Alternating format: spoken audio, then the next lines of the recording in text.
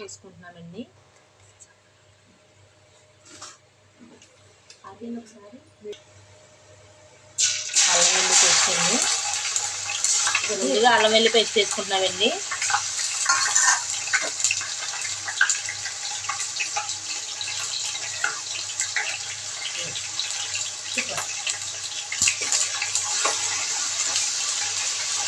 అల్లం వెల్లి పేస్ట్ వేగిన తర్వాతగా ఉల్లిపాయ పేస్ట్ అండి ఇది.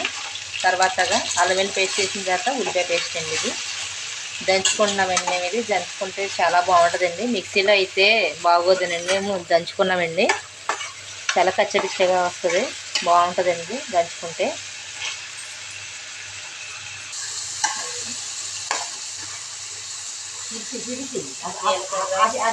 జీలకర్ర ధనియాల పొడి అండి ఇది వేసుకోవాలండి.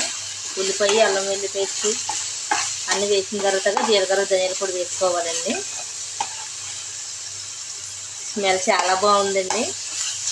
జీలకర్ర ధనియాల పొడి వేసిందని టేస్టే వేరు కదండి. అసలు చాలా బాగా స్మెల్ వస్తుందండి. చేప ముక్కలు ఉండివ్వండి. ఇవన్నీ కడిగేసుకుని పక్కన పెట్టుకున్నామండి.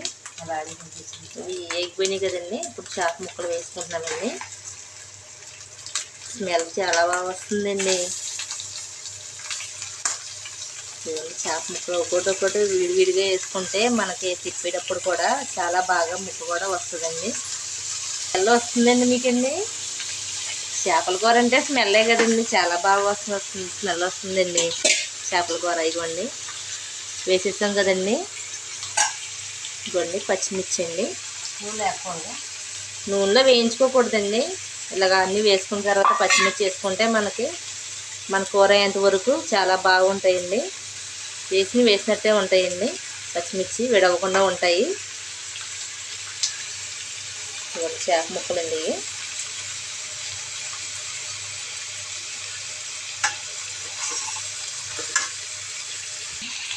ఒక స్పూన్ పసుపు వేసుకున్నానండి.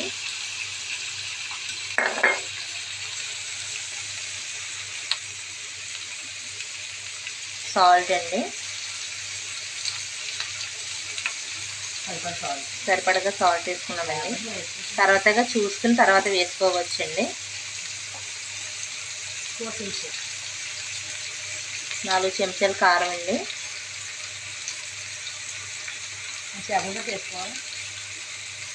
చూడండి ఎంత కలర్ఫుల్గా ఉందో. కారం వేసిన తర్వాత ఇంకా దాని టేస్ట్ వేరేగా ఉందండి.